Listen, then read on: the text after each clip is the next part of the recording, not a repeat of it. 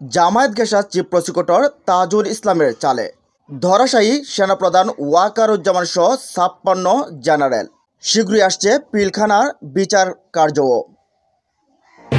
আজ জুলাই সনদের চূড়ান্ত ভাষ্য পাচ্ছে রাজনৈতিক দলগুলো। দেশ পরিচালনাকারীদের চরিত্রের অভাবে মানুষ শান্তির মুখ দেখছে না, বলছেন জামায়াত আমির। এবং সবশেষ জানিয়ে দেব, পিআর পদ্ধতির বিষয়ে সিদ্ধান্ত নির্বাচিত সংসদে হবে, বলছেন মির্জা ফখরুল ইসলাম আলমগীর। এতক্ষণ শুনছেন সংবাদ শিরোনাম, এবার জানুন পুরো বিস্তারিত। আন্তর্জাতিক অপরাধ ট্রাইব্যুনাল থেকে সাবেক ডিজিএফআইয়ের ৫ প্রধানসহ ২৫ জন উচ্চপদস্থ সেনা কর্মকর্তার বিরুদ্ধে গ্রেফতারি পরোয়ানা জারি করা হয়েছে। আর এর মূল নেতৃত্বে রয়েছেন চিফ প্রসিকিউটর তাজুল ইসলাম।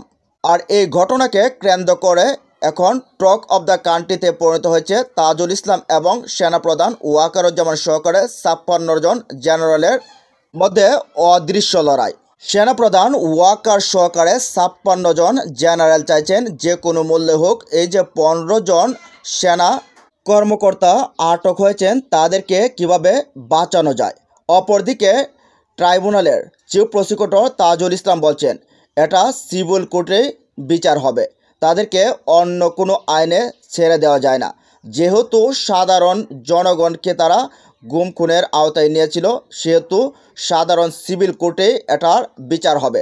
অপরদিকে সেনাপ্রধান সহকারে ৫৬ জন জেনারেল চাচ্ছেন যাতে করে সেনা আইনে তাদের বিচার হয়। আর সেনা আইনে বিচার মানে গুমের তেমন কোনো গুরুত্ব পায় না সেই বিচারে।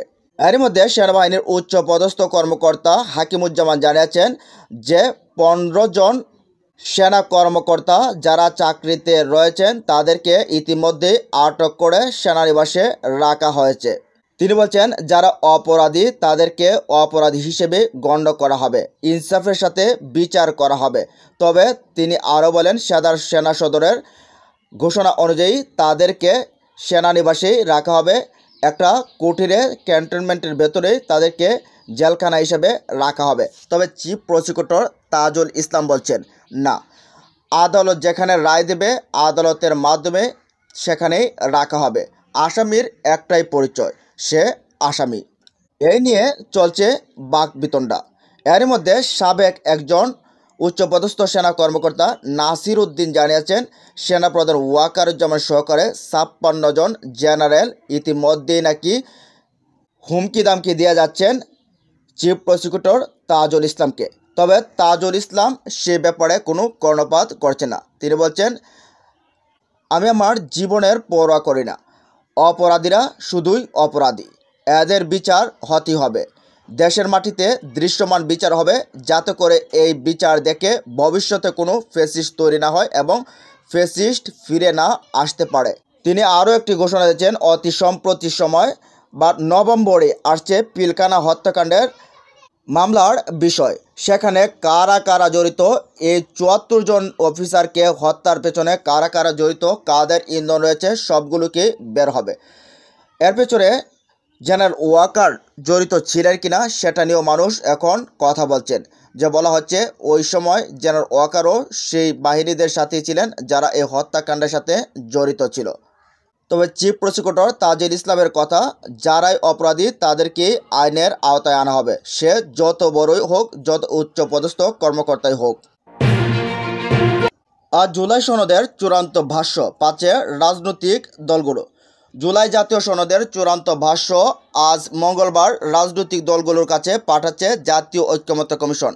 বাস্তবায়নের পদ্ধতি সনদের অংশ না করায় এ সংক্রান্ত সুপারিশ সেখানে থাকছে না।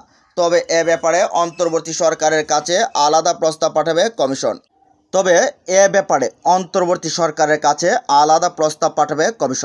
এ বিষয়ে জানতে চাইলে জাতীয় ঐক্যমত্য কমিশনের সহসভাপতি ডক্টর আলী রিয়াজ বলেন মঙ্গলবার দলগুলোর কাছে জুলাই সনদের চূড়ান্ত ভাষ্যের অনুলিপি পাঠানো হবে। সনদ স্বাক্ষর অনুষ্ঠান হবে ১৭ অক্টোবর। জুলাই সনদ স্বাক্ষরের জন্য সংলাপে অংশ নেওয়া ৩০টি দল ও জোটের কাছে ২ জন করে প্রতিনিধির নাম চেয়েছিল কমিশন। সবগুলো দল ও জোটের মধ্যে নিজ নিজ প্রতিনিধি নাম নিশ্চিত করেছে বলে জানিয়েছে প্রধান উপদেষ্টার বিশেষ সহকারী জাতীয় ঐক্যমত্য কমিশন মনির হায়দার। তিনি জানান, জুলাই সনদে 3টি অংশ থাকবে: সংস্কার, উদ্যোগের ঐতিহাসিক প্রেক্ষাপট সহ ভূমিকা, ঐক্যমত্য হওয়া সংস্কারগুলোর প্রস্তাবের তালিকা এবং একটি অঙ্গীকারনামা। অঙ্গীকারনামার 30টি কপি দলগুলোর প্রতিনিধিদের স্বাক্ষরের জন্য উপস্থাপন করা হবে। প্রতিনিধিরা সেটি স্বাক্ষর করবেন।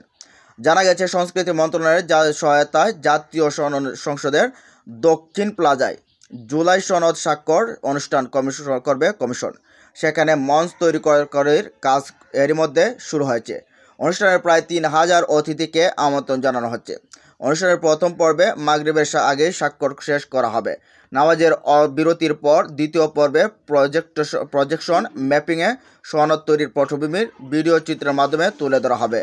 তবে প্রধান উপদেষ্টার সঙ্গে বৈঠক করে এ বিষয়ে সিদ্ধান্ত চূড়ান্ত করা হবে বলে জানিয়েছেন সংস্কৃতি উপদেষ্টা মোস্তফা সরোয়ার ফারুকী। কমিশন সূত্র জানায়, এর আগে গত 11 সেপ্টেম্বর জুলাই সনদের চূড়ান্ত একটি ভাষ্য দলগুলোর কাছে পাঠিয়েছিল ঐক্যমত্য কমিশন। তাতে আর সংযোজন বিয়োজন না করার কথা বলা হলেও পরবর্তী সময়ে কিছু ভাষাগত ও বাক্যগত সংশোধন করা হয়েছে। সনদের চূড়ান্ত ভাষ্যের অঙ্গীকারনামায় নোট অফ ডিসেন্ট কথা উল্লেখ করার পরিকল্পনা করা হলেও বিতর্ক এড়াতে তা থেকে সরে এসেছে কমিশন। আগের খসড়ায় চূড়ান্ত আকার দেওয়ায় আর দলগুলোর মতামত নেওয়া হবে না।